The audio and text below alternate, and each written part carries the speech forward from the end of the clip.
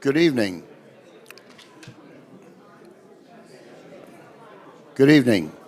A warm welcome to this evening's lecture, the first public program of the American Philosophical Society in 2023. I am glad that so many of you have joined us this evening. This is, well, how should I put it? The attendance here is a complete surprise to us. Ordinarily, when we have as many people signed up to attend as are here in the auditorium this evening, about 2/3 of that number show up. And here we have a rainy night, and we always cut everything in half when it rains. And here you all are. So I'm thrilled and delighted. My name is Bob Hauser, and I am the executive officer of the Society. The American Philosophical Society acknowledges with respect that it resides in Lenape-Hoking, the homeland of the Lenape people whose historical relationships with this land continue to this day. We recognize their continued presence and perseverance despite centuries of land theft, removal, and persecution of their language and cultural traditions. Throughout its history, the Society has benefited from its resident in this part of Lenape land, now called Philadelphia. We honor the Lenape community and those of other native peoples through our collections, fellowships, research awards, and engagement activities.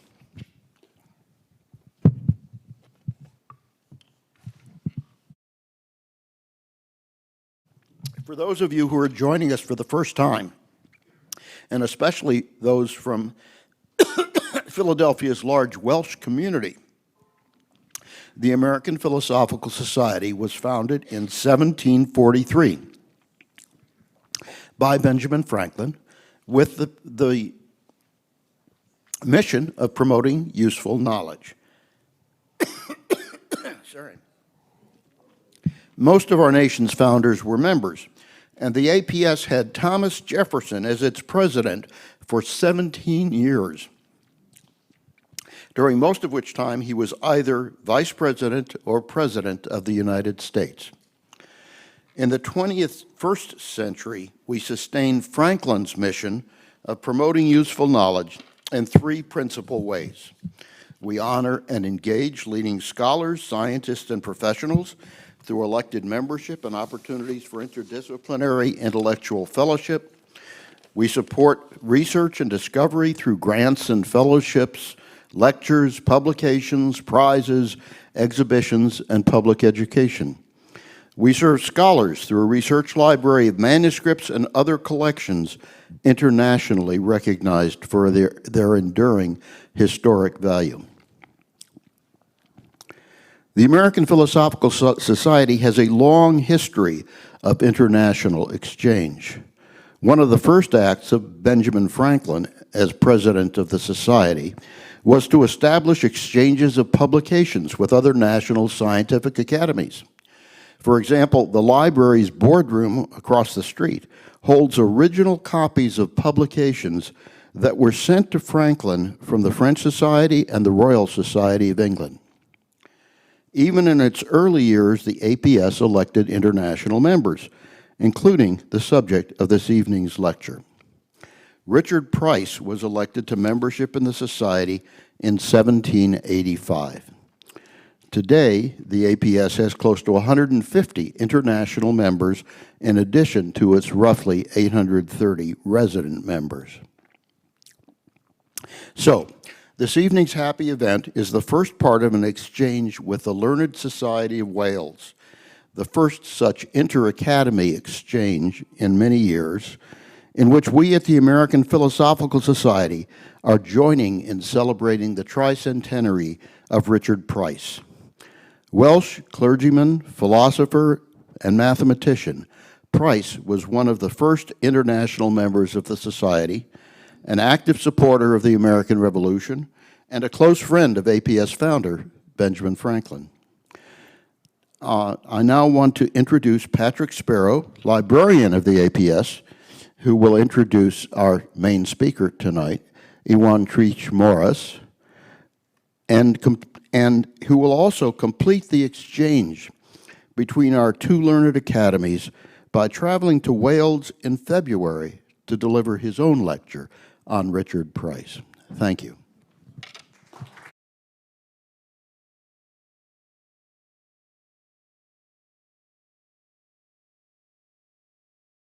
Well, thank you, Bob, and thank you all for coming. It's great to see so many familiar faces, but also new ones. Before I introduce Professor Morus, I thought I might put Price's election in a little bit of its own historic context, and then give you a little taste of what I'm thinking about talking about in Wales, which is designed to be a complement to the talk that you're going to hear tonight. So as Bob mentioned, Richard Price was an early international member of the American Philosophical Society. He was elected in 1785, and this was a very important moment for the young nation. It was 2 years after securing independence, and the country was building new institutions to support this new nation. And the APS, even though it was founded in 1743, took on greater significance, being the oldest and the largest and most significant learned society in this country. And one of the things that it realized it needed to do through its activity was establish the Philosophical Society as a learned society on par with its European peers. And so this is one of the things that historians who've studied the era of the American Revolution have pointed out, that one of the things Americans tried to do was emulate institutions in Europe to show that they were independent. It was kind of ironic. They were copying European models to show that they were, in fact, equal to Europeans. And so the APS did this in a number of different ways, but one of the things that they did was elect a number of international members to their membership. And we did a little research, and approximately from before 1800, there were 67 members elected from the United Kingdom, 56 from France. The United Kingdom was the largest single nation represented in APS membership. Wales, the only member from Wales, was Richard Price. So he was the first member elected from Wales, and in this period, the only one. These two countries, the United Kingdom and France, constituted 2/3 of the foreign membership of the Philosophical Society and 20% of their total.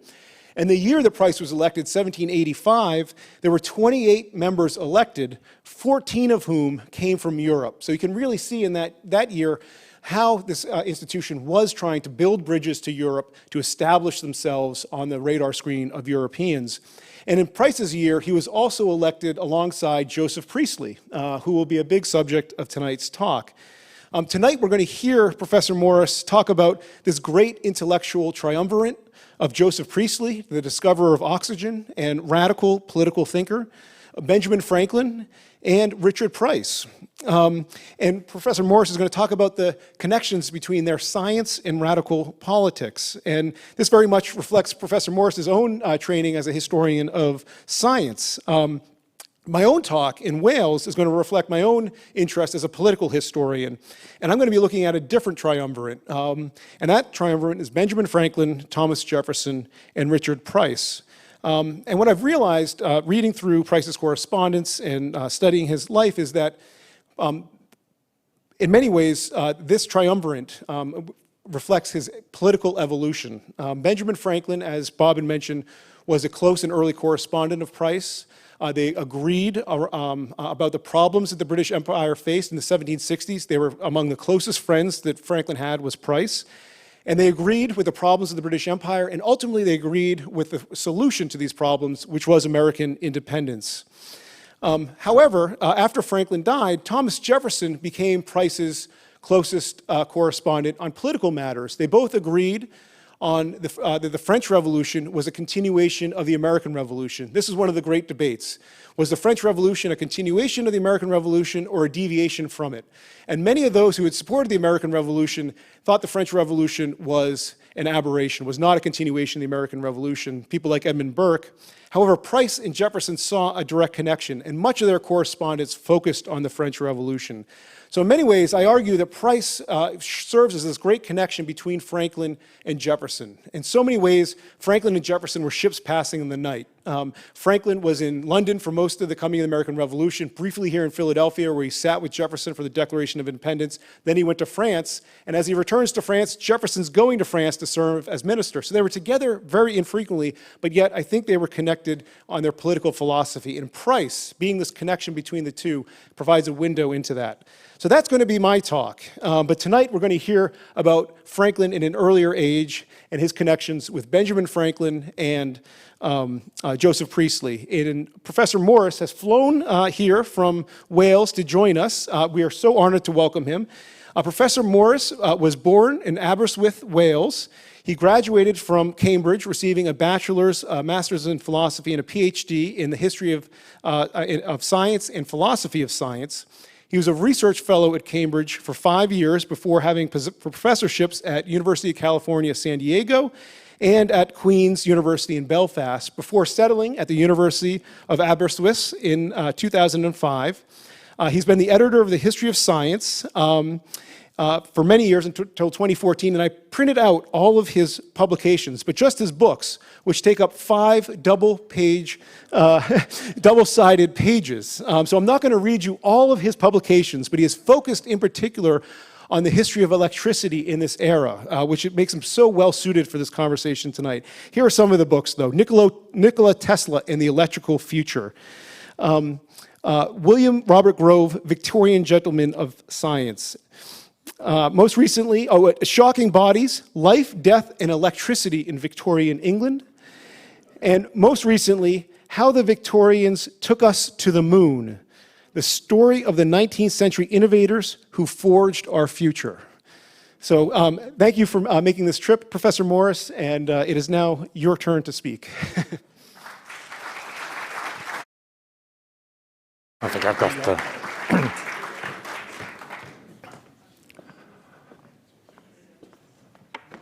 Right, wel, diolch yn fawr, Patrick, am y geiriau caredig ac am y croeso. Mae hi'n bleser ac yn anrhyder i'n gael bod yma heddiw yn cynrychioli Cymdeithas Ddysgiedig Cymru. For those of you whose Welsh isn't so hot, thank you very much, Patrick, for those kind words and the welcome here. It's a great honour for me to be here, particularly to be here representing the Learned Society of Wales. And particularly really here in Philadelphia, where the traces of Welsh contributions to the origins of America are everywhere, you know, in Philadelphia, in Pennsylvania. I'm also Bala, Canwyd, Berwyn. I'm at home here, aren't I? So it really is fantastic. Right, I'm now going to talk about electrifying thinkers. So, the English hierarchy, if there be anything unsound in its constitution, has reason to tremble even at an air pump or an electrical machine. The words are Joseph Priestley's, written in the preface of his experiments and observations on different kinds of air, published in 1790. But the sentiments were certainly widespread in the circles in which Priestley moved. Certainly his two friends, Benjamin Franklin and Richard Price, would have shared them. Priestley was still living in Birmingham, in the English Midlands, when those words were written. Just a few years later, he would have fled to Pennsylvania after a Church and King mob had torched his house and laboratory.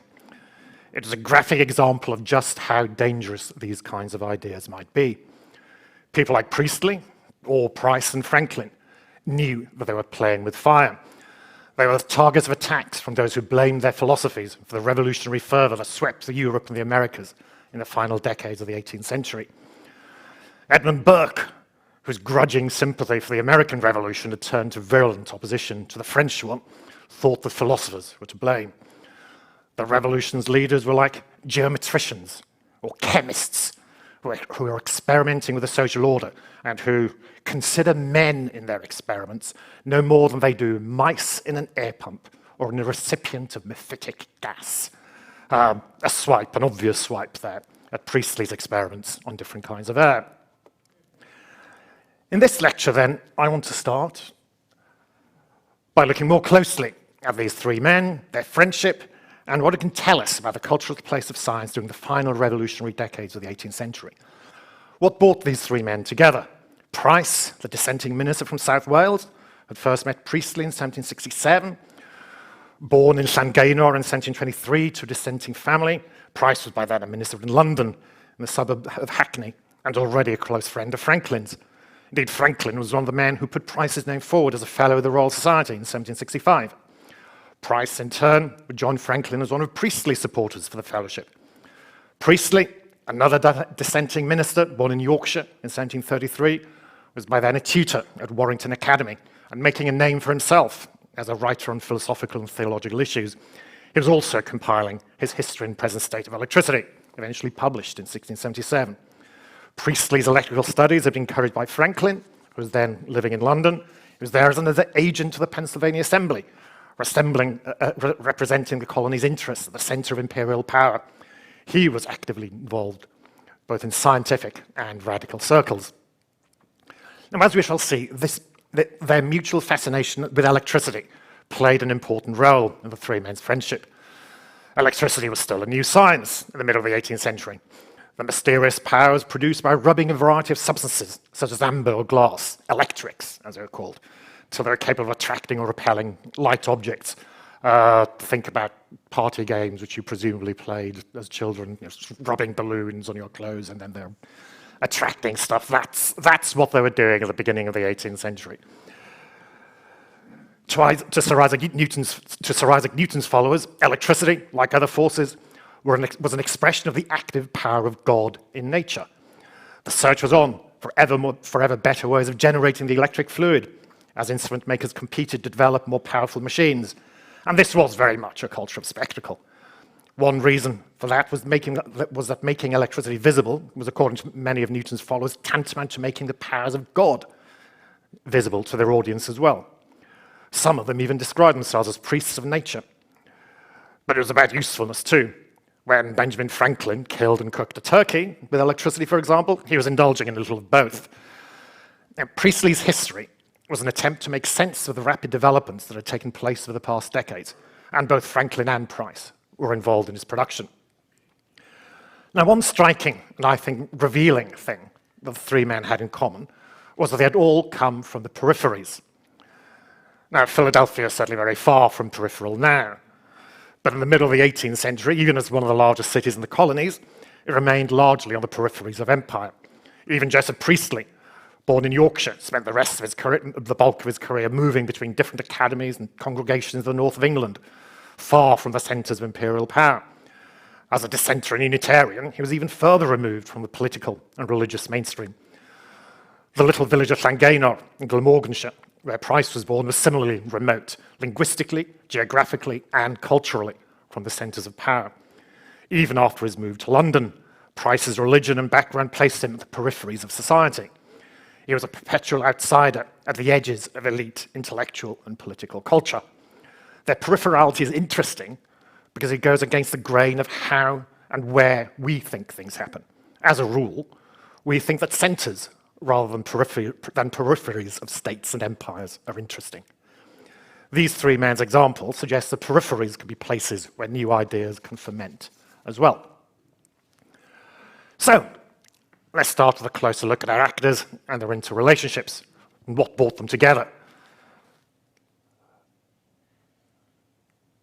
By the time he met both Franklin and Price was far removed from the remote Welsh hills of his youth. Llangaenor and the Gower Valley in Glamorganshire, where Price was born, was a small rural community. That's the family home. His parents, Rice Price and Catherine Richards, were reasonably prosperous, well, at least by the standards of a small rural Welsh community. They were, like many in the community where they lived, religious dissenters, and Rice, in particular, was a strict Calvinist.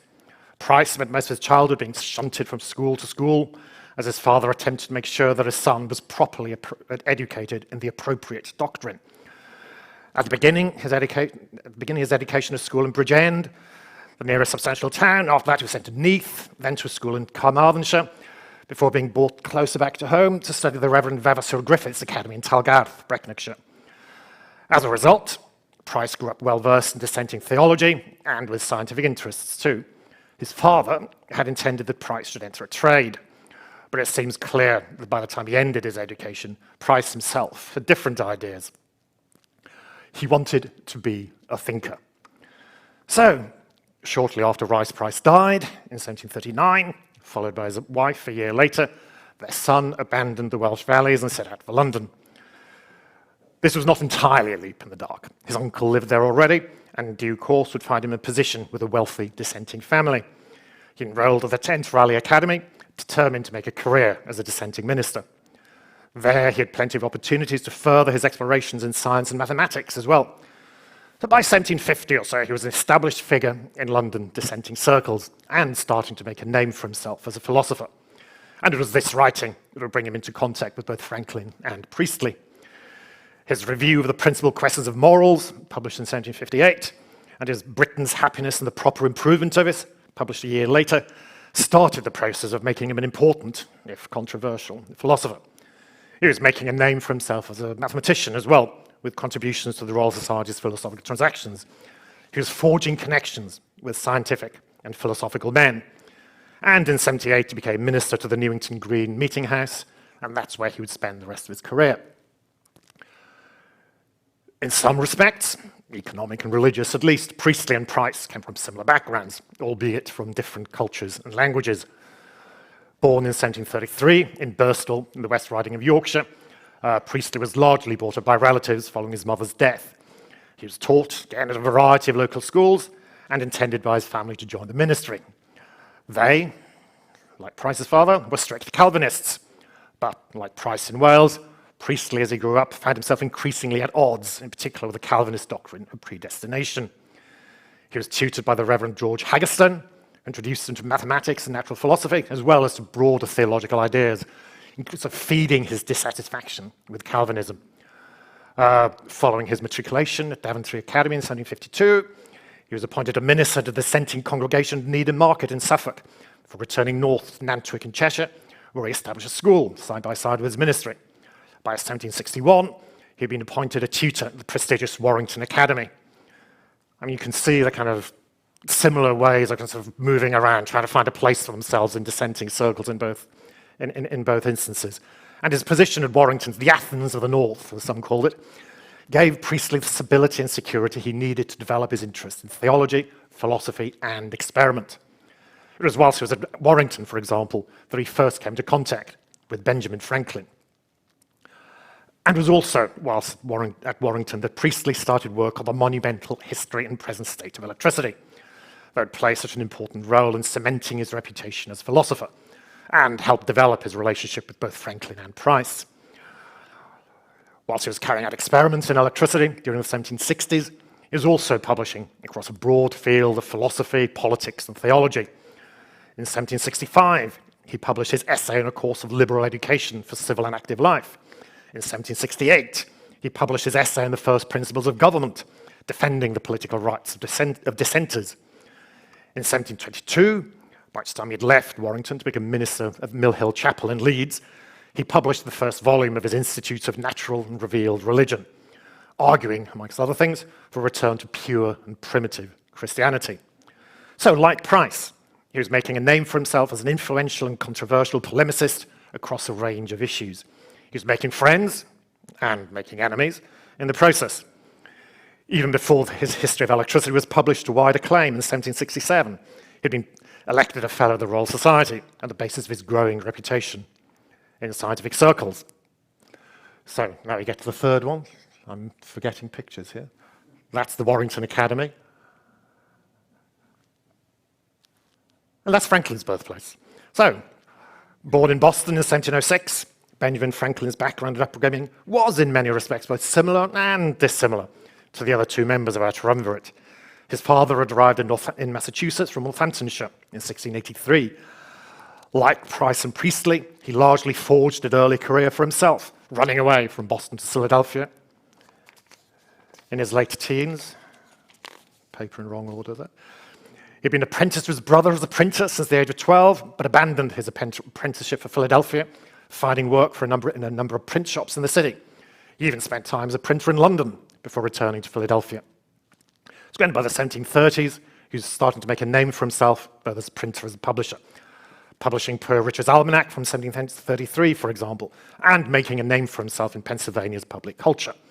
Councilman, Justice of the Peace, and eventually a member of the Pennsylvania Assembly. And in 1743, of course, he founded the American Philosophical Society, again symbolizing his growing interest in matters scientific and philosophical. And it was around this time that he started to experiment himself with electricity. In 1756, he was elected a Fellow of the Royal Society, largely on the basis of his electrical work.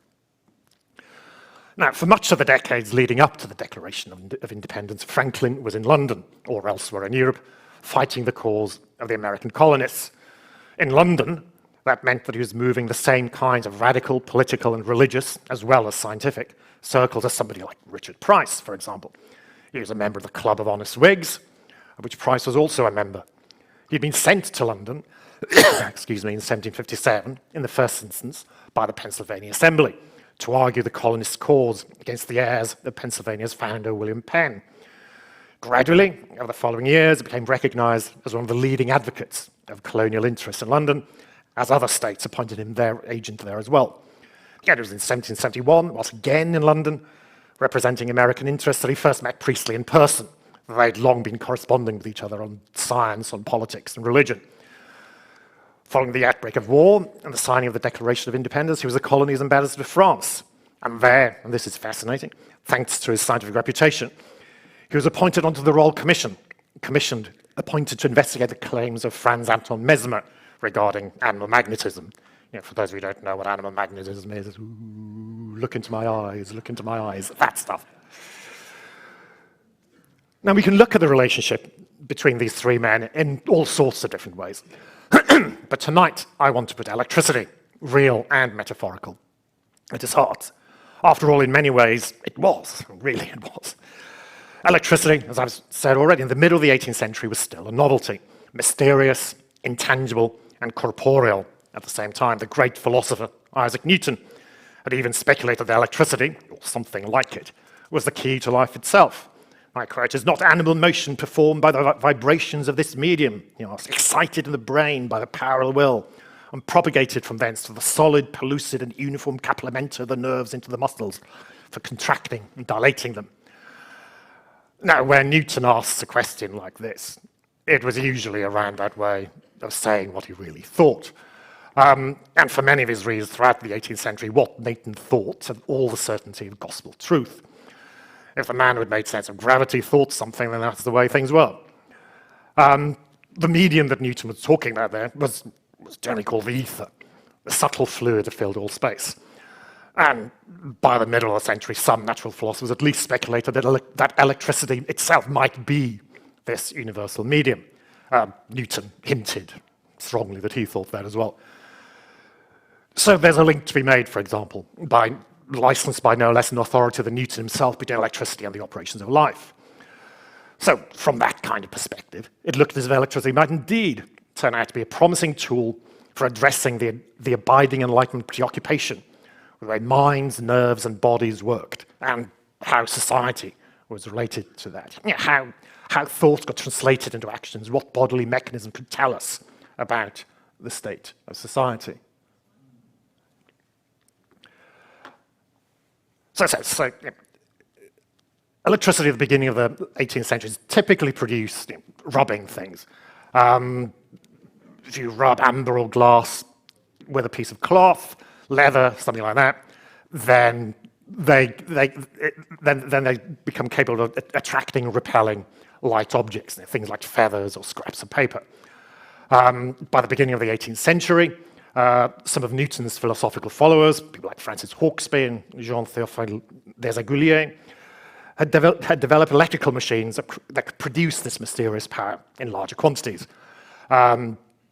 These machines typically consisted of a glass globe or a cylinder mounted in a wooden frame and arranged to be rotated by turning a handle. So then when you rub your cloth or even your hand against the glass, as it rotated, you produce electricity.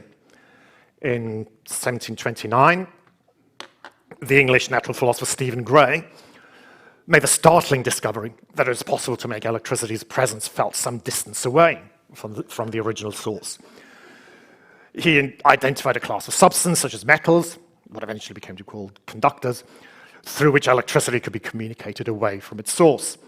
One of these substances was the human body, and one of Gray's favorite ways of demonstrating his discovery was to suspend a small child in the air with one of his feet in communication with an electrical machine. When the machine was operated, the child was electrified and could then attract and repel bits of paper, feathers, etc. As you can see, in the version that we see here, an added element, so to speak, is attracted, since the poor kid in the air is holding the hands of the young lady who's standing in a barrel so that she's insulated from the ground, and she's the one that's, I don't know whether you can see the little dots beneath her hands, those are the bits of paper, and so on. Now, as we've seen, for followers of Newton, electrical experiments like these had a very serious purpose. They're the building blocks not just of a new natural philosophy, but of a new theology too. As Newton would have it, the phenomena of heat, light, electricity, and magnetism are expressions of the active powers of God in nature. And Newton's God was not some absentee landlord who had switched on the lights and then left the building. He was immanent in the universe, always there, always active. The powers of nature were not properties of matter. Far from it. Matter without those powers was dull and inert. Those powers were added on to matter by God. They were his way of keeping the universe going. So that's why Newton and his followers did indeed describe themselves sometimes as priests of nature. They were charged with the task of making visible God's power. God and Newton had given them the task of producing ocular demonstration of that famed power of matter, concerning which so much has been said, and which so many noble and useful discoveries have been made, attraction. Even John Wesley, the founder of English Methodism, was impressed by electricity and left one electrical performance wondering to himself, how a thin glass bubble about an inch in diameter being half filled with water and partly gilt on the outside when electrified gives as strong a shock as a man can well bear. Now, demonstrations like these of the mysterious powers of electricity were very popular in fashionable 18th century circles, though possibly for reasons somewhat less refined than those of the founders of English Methodism and the more straight-laced Newtonians. There's a vogue for popular scientific lecturing in coffee houses and fashionable salons. Electricity was perfectly suited for these kinds of spectacular demonstrations that accompany these lectures. So there's fierce competition produce ever more eye-catching shows. It could draw in crowds of ladies and the people of quality who never regard natural philosophy, but when it works, miracles. So better machines and new devices like the Leyden jar, which would be used to store electricity and release it in large quantities, came out of this race for striking new party pieces. Joseph Priestley could not help but wonder, what would the ancient philosophers, what would Newton himself have said to see the present race of electricians imitating in miniature all the known effects of that tremendous power, disarming the thunder of its power of doing mischief, and without any apprehension of danger to themselves, drawing lightning from the clouds into a private room and amusing themselves at their leisure by performing with it all the experiments that are exhibited by electrical machines. So electricity could and did make enlightenment visible. That's what they're talking about. That's what made it matter to people like Priestley, Price, and Franklin. And, of course, that reference to drawing lightning from the clouds was indeed a nod towards Franklin's kite experiments. And Franklin's own interest in electricity had been aroused by attending precisely one of those popular demonstrations of the Newtonian philosophy held in Boston by the Scottish lecturer, Archibald Spencer. And it was a typical performance of its kind. Shocks and sparks, objects levitating under the electric power. And was having seen that kind of performance, fascinated by what he'd seen and his potential, that Franklin embarked on his own electrical experiment speculations. How might this mysterious fluid, was it two fluids, be understood? He'd have heard of other experiments like the German philosopher Georg Bose's electrical beatifications, for example. Glowing halo was made to appear over the head of a member of the audience. He would have heard of the Abbé Nollet, the French electrician who had entertained a king by making ranks of royal guardsmen jump simultaneously with electricity. Imagine the scene. There's a Leyden jar, guardsmen stretch across the stage, and they all jump simultaneously. And Franklin, being Franklin, might even have pondered on the significance of such a demonstration for an absolutist monarch. And if you're a king who thinks that everybody should do everything that you say as soon as you say it, then electricity might look like a good way of doing it. So Franklin was soon in correspondence with English experimenters, and it was in letters to the Royal Society, for example, that he offered the first detailed account of his experiments with kites, drawing lightning from the clouds. Famous, of course, he cooked those Thanksgiving turkeys with electricity. The electrically cooked birds were apparently remarkably tender, he said. So, in the circles in which Price and Franklin moved while Franklin was in London, electrical talk had been common currency. Price himself, as far as we know, conducted no electrical experiments of his own, or if he did, they were never published. It is clear, nevertheless, that he was familiar and knowledgeable about the latest work. In the preface to his history, Priestley acknowledged the intellectual debt he owed to his friend. I quote, "With gratitude, I acknowledge my obligations to Dr. Watson, Dr. Franklin, and Mr. Canton for the books and other material with which they have supplied me, and the readiness with which they have given me any information in their power to procure," he wrote. As for Price, I quote again, "My grateful acknowledgements are also due to the Reverend Dr. Price, FRS, and also the Reverend Mr. Holt, a professor of natural philosophy at Warrington, for the attention they have given to the work, and for the many important services they have rendered me with respect to it. It was thanks to his conversations and interactions with these men," he said, "that he was first led to entertain the thought of doing anything in this way. And it was their example and favorable attention to my experiments that animated me in the pursuit of them." Philosophical instruments are an endless fund of knowledge, Priestley argued, and it was on that kind of knowledge, he wanted to say, that his book was based. What did he mean by this? These were instruments that, as he put it, exhibit the operations of nature, that is, of the God of nature himself. And this was particularly true of electricity, Priestley argued. It is a great recommendation of the study of electricity that it now appears to be by no means a small object. The electric fluid is no local or occasional agent in the theatre of the world. Late discoveries show that its presence and effects are everywhere, and that it acts a principal part of the grandest and most interesting scenes of nature. It is not, like magnetism, confined to one kind of bodies, but everything we know is a conductor or non-conductor of electricity. These are properties as essential and important as any they are possessed of, can hardly fail to show themselves wherever the bodies are concerned. Now, these were very grand claims about the universality of electricity and its central role in the operations of the natural world. They were, in many ways, also controversial claims. I'm going to look forward to that remark of Priestley's that I quoted right at the beginning of this lecture. Since by revealing the state of nature, electrical machines might reveal something new about the state of society as well. Now, for Newton's more orthodox followers, the demonstration of God's immanence to the world through electrical experiments amounted to a defense of the political and religious status quo. That's the way that Newton sold his philosophy to, so to speak, the new post-glorious revolution establishment. Newton's work was about defending that new order by showing, amongst other things, God's immanence and countenance of the new state of political affairs. For those of a more radical bent in politics and religion, like Price or Priestley or Franklin, electricity was taking on a different meaning, though. Far from being a way of sustaining the status quo, electricity revealed the need for revolution.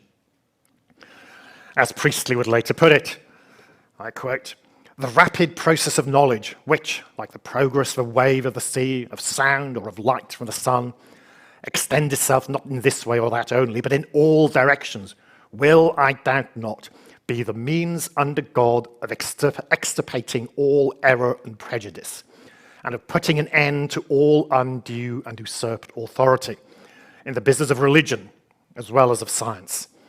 And all the efforts of the interested friends of corrupt establishments of all kinds will be ineffectual for their support in this enlightened age, though by retarding their downfall, they may make the final ruin of them more complete and glorious. Now, those were fighting words from a man of science, and Price and Franklin would have agreed with every word of them. And that's why men like them seemed so dangerous to many people at the end of the 18th century. Now, that's why Priestley's house and laboratory were burnt to the ground. Now, two late 18th century caricatures offer, I think, quite nice and graphic example of how Price and Priestley in particular were regarded by their political enemies, and how their science was seen as being entirely implicit in their radical politics. So let's start with this one. That's Priestley. You can't read the writing, don't bother even trying to read the handwriting. I'll give you the edited highlights. Monsieur Francois introduces Master Clee, slightly worried about libel, presumably. He means Master Priestley to the National Assembly. And that's Priestley there, wearing the kind of grim black garb of a dissenting minister. He's portrayed quite explicitly as a political puppet. He's being manipulated by the French revolutionary up there in the balcony, literally holding his strings. Voici un beau garçon, says the speech bubble up there. And the message of the cartoon is entirely unmistakable. Men like Priestley were pawns of the revolutionaries. But of course, what makes this really interesting, what makes it really interesting for me, is the scientific paraphernalia. I mean, what's going on here? I've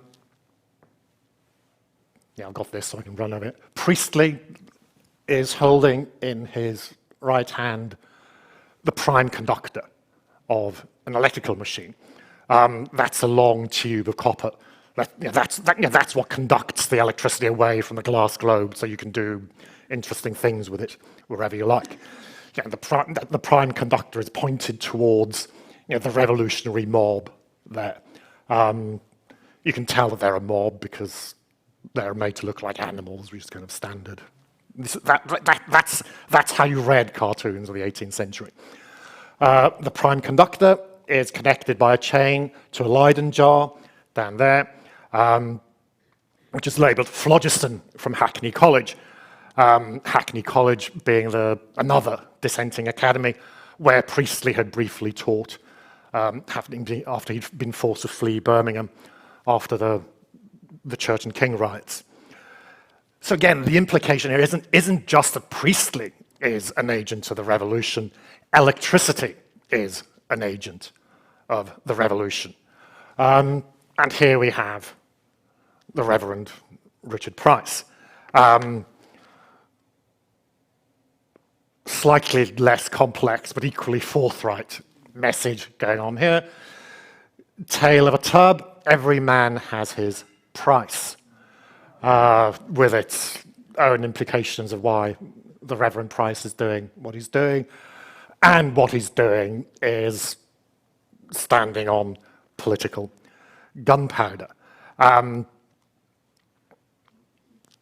again, I know how well you can read it from here.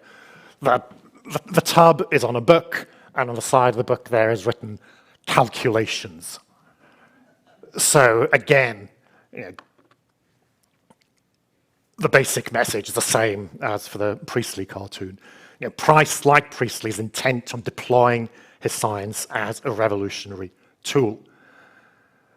And in the tirade I mentioned earlier, from Edmund Burke against those he saw as agents of the revolution in Britain, When he's talking about the chemist with his mephitic gas, then he means Priestley. When he talks about the geometer, he means Price. Now, one of the points I made at the beginning of this lecture was that one of the things that held these three men together was their marginality. From the perspective of power, these were men from peripheries, geographical, political, and philosophical. And that's one of the implications of these caricatures as well. I mean, Priestley and Price here were portrayed as outsiders, not really belonging to the mainstream of political, religious, or philosophical society. There's a strong implication. So I'm not sure that that's even an implication. It goes beyond an implication that they were, as a result, men for sale. Their loyalties were negotiable. They're outside the mainstream of society. Therefore, you didn't really know who they belonged to, to whom their loyalties were owed. As I said, this is interesting, I think, for a number of reasons. In the first place, it inverts a common model of how knowledge moves through culture. Makes sure that knowledge moves by a kind of diffusion. It moves from center to peripheries. These three men's example, I think, makes it clear that historical reality is a little more complex. Historians say this all the time. So it's a little bit more complicated than that. Centers and peripheries are connected in far more subtle ways. Their locations and even their identities can shift. Marginal men, like our three friends, had their own centers in Philadelphia, in Warrington, or Hackney, or Newington Green. And seen from places like that, it was the centers of imperial and political power that might seem peripheral, as far as they were concerned.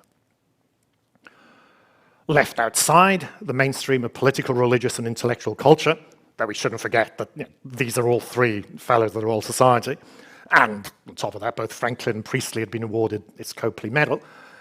Our triumvirate developed their own alternative centers, and it was through and around those alternative centers that new political, religious, and scientific ideas flowed. In a remarkable address, it really is remarkable, to the heir to the throne at the beginning of experiments and observations on different kinds of air. I mean, Priestley actually has the gall to dedicate experiments and observations on different kinds of air to George. There has of late years been a wonderful concurrence of circumstances tending to expand the human mind, he wrote, to show the inconvenience attending all establishments, civil or religious, formed in times of ignorance, and to urge the reformation of them. Let these be suffered to operate without obstruction, and have the true magnanimity to let no impediment be thrown in the way of the efforts of the more enlightened part of the community to improve the state of it in any respect. And it's difficult to imagine what, in the very unlikely event that he read them, Prince George would have made of Priestley's comments. But I mean, that's why in the end, the story of these three men, these electrifying thinkers, is such an interesting and revealing one.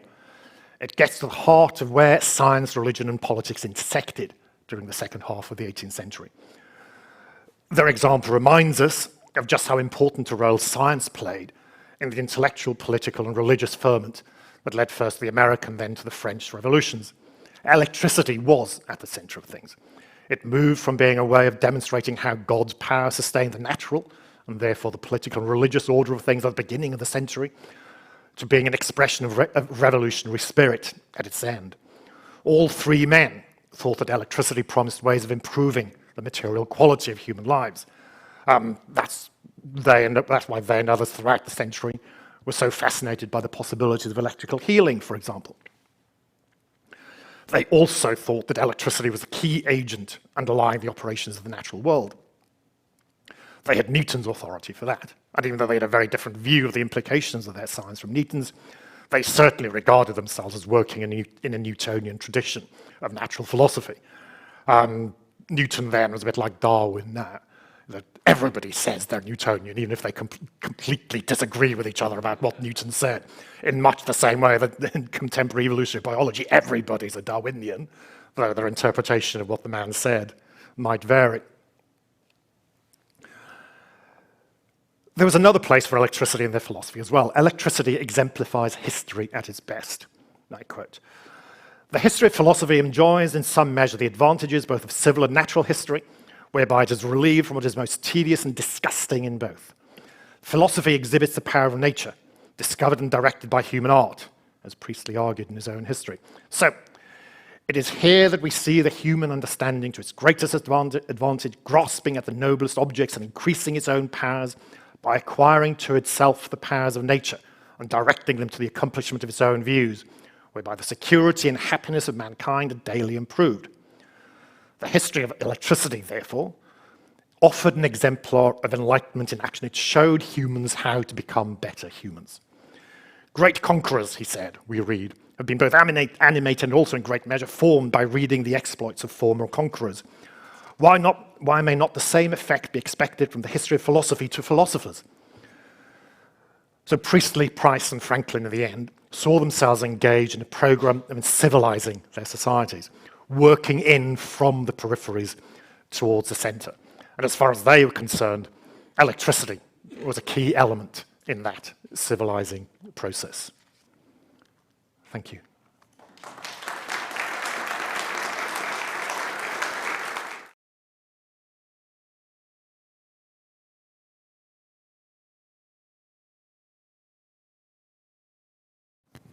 So we have time now for some questions. I think there are a couple of people who are going to grab, who had mics, who are going to grab mics.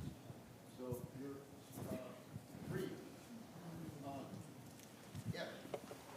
Go for it. But wait till the mic gets you.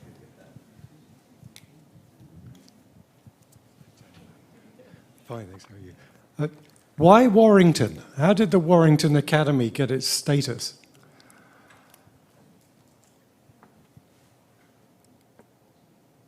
I have to say the answer to that isn't entirely clear, since one wouldn't really think of Warrington nowadays as being anything resembling the Athens of the North.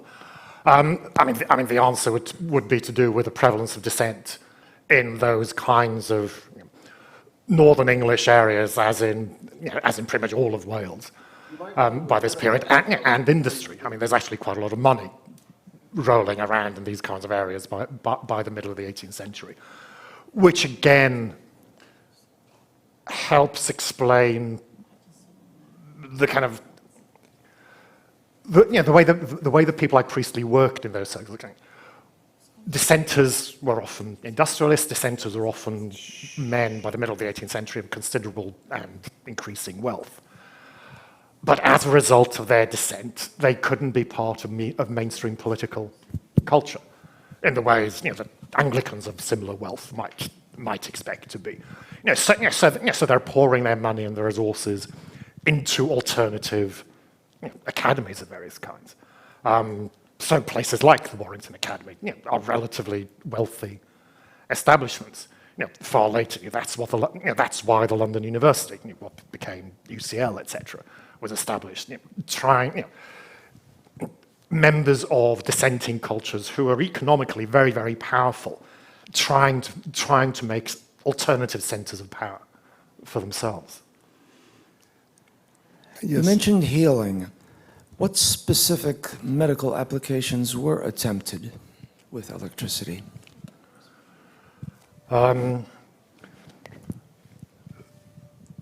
It'd be a shorter answer in some respects if I told you what wasn't tried.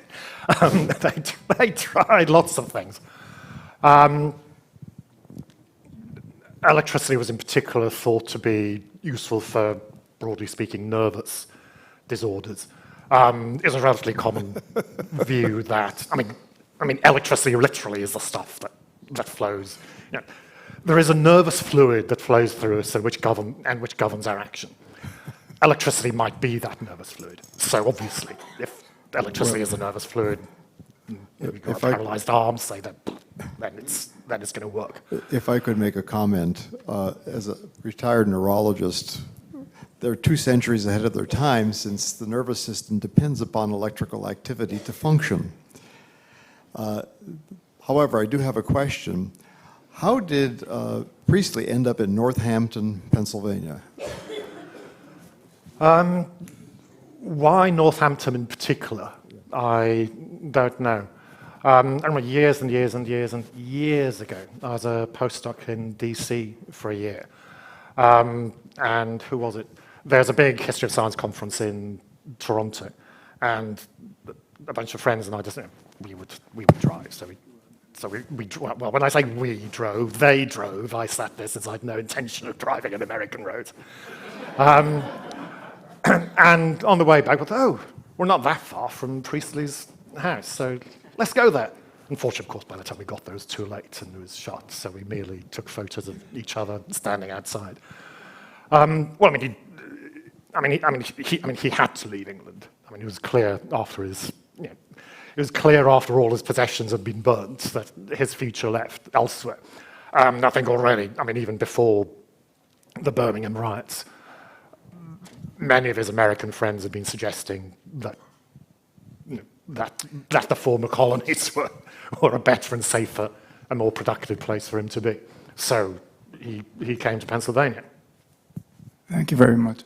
As far as Joseph Priestley, he was connected with the Unitarians. There's a sort of a plaque at the 22nd and Chester Unitarian Church there, and somehow he got up, went in upper Pennsylvania to or other parts of Pennsylvania in order to make a homestead. But I was just curious, as far as when you say dissenting ministers, are you talking about dissenting ministers of the Anglican Church? I don't understand that term, actually. They're not ministers in the Anglican Church. No. By this stage, dissenting communities have established their own religious circles. In Wales, I come from such a background. In Wales, someone like me would describe themselves as being chapel rather than church. So, I'm chapel. I don't know whether that translates onto this side of the Atlantic or not. So they were independents, in other words? They have their own congregations outside the Anglican Church, and there are continuing debates that continue throughout the 19th century as to, given that they're not Anglicans, why are they paying tithes, for example, to support the Anglican Church? Yes. I have a question. Go ahead, and then I'll have my question. So I just wanted to make an observation from the beginning to the end. You sort of closed out with the idea of electricity as a civilizing force. And we opened the evening with the land acknowledgement about the Lenape-Hoking. And so Philadelphia is a smart city.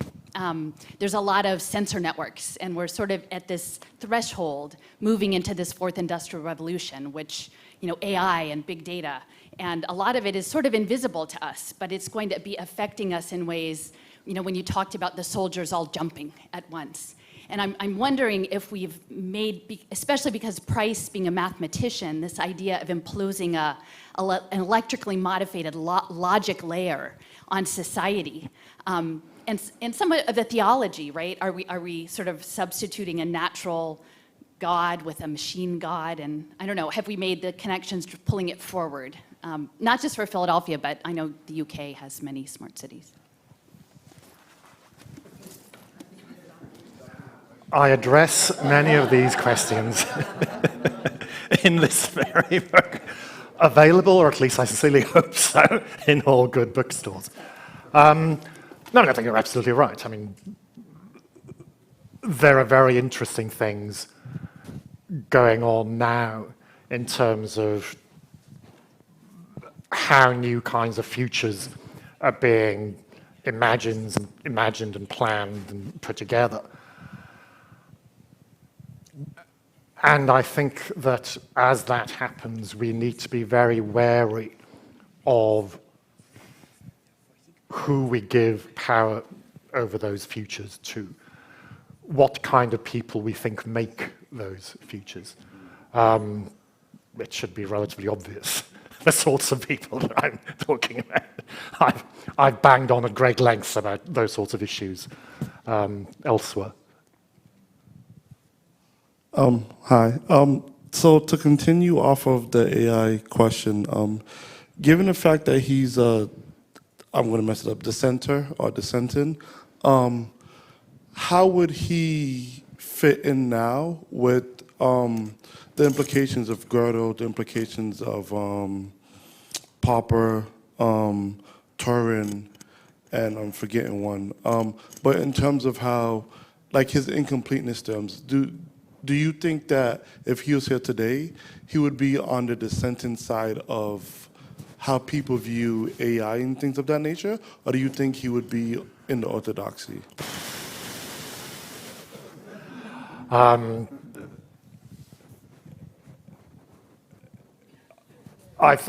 think it's an impossible question to answer. I don't think that I mean, Priestley has very, very, I mean, even by 18th century standards, peculiar views on certain issues.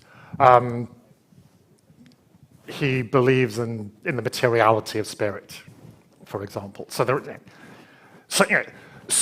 the soul is material. The soul is materially part of the body. Sometimes I think so. I mean, he believes in material resurrection. It's not some kind of nice ethereal bit of you that comes off and goes to heaven. You get up because it is all matter. So I mean, in that respect, I guess Priestley would not have any issue with the notion that the mind could be a product of material organization. Whether he would think that it was possible for humans to produce such an organization, I don't know. We'll have to wait for the resurrection, and then we can ask him. Hi. American school children of my generation were taught that Benjamin Franklin discovered electricity. But your lecture tells us that many people in Europe were experimenting with and being entertained by electricity. So do you have any thoughts about why this mythology took hold in the United States, and whether, in fact, Franklin's experimentation with electricity had a very different significance than what you're showing on the slide right now? Did the American populace not only embrace electricity, but also embrace the notion that we invented it, we discovered it? I was reading something about this one, in particular about the Franklin kite story and its origins relatively recently, so I'm just kind of trying to get it back to the top of my head. But I mean, that specific narrative, that particular story of Franklin out in the thunderstorm, he'd have lasted about a second if he really did do that, is a 19th century rather than a contemporary 18th century production. And a couple of things, I suppose. I mean, again, things I argue in the book, is that one of the things that happens during the 19th century is that stories about what we would call science and technology emerge that associate science and technology with individual great men. So yes, Franklin discovered electricity. Morse invented the telegraph. Sorry, guys, he didn't. Edison invented the light bulb. Oh, no, Tesla invented the light bulb, and Edison stole his ideas from. So you're getting these series of narratives of great disruptive men who do amazing things, which kind of obscures the collectivity of scientific and technical work, and deliberately obscures the collectivity of scientific and technical work. Americans in particular, I'm sure that by the 19th century, American intellectuals were looking for discovery stories of their own, for kind of scientific heroes of their own. And Franklin, given presumably everybody already knew who Franklin was, makes a very good focus for that kind of origin story. I mean, that would be my kind of effort to think about that. Yes, I'd just like to follow up on that. I recall having similar doubts about Franklin's expertise with electricity. What I read was that a French scientist discovered that lightning was actually electricity, but had not yet written up a formal paper on that. And word got back to Franklin, and he decided to publish something first. And it was a race to the press with this idea. But Franklin was also known for being a humorist and a practical joker. So what was he doing when he raced to publish? And was he a real scientist in doing so? Again, I mean, it's a misnomer to describe what Franklin or anybody else thought he was doing in those experiments as showing that lightning was, everybody knew perfectly well that lightning was electricity. What he was doing was trying to find ways of kind of channeling it down to earth, so to speak, finding ways of investigating how it worked, how it moved, in ways that might or might not be useful, so lightning conductors and things like that. Are there ways of directing the power of lightning away from away from buildings or from humans and the like? So again, the imputation that what he was doing was discovering that electricity, that lightning was electricity, is a kind of retrospective account of what he thought he was doing. But yes, I mean, it's certainly a race. And in lots of ways, it's a race about spectacle. It's a race about doing things like, how do I get back? Yeah, it's a race to do things like that. To produce more powerful electrical machines, to get more Royal Guardsmen to jump, to do things that, that literally that literally drew the attention. Yes, I'd like to know. It's a little different. It's a little off the subject, but I would like to know whether you spoke very profoundly about the effect of electricity on science and also on philosophical and political thought. How does the discovery of electricity or the use of electricity in the 19th century compare to the use of the atom and its impact in our century?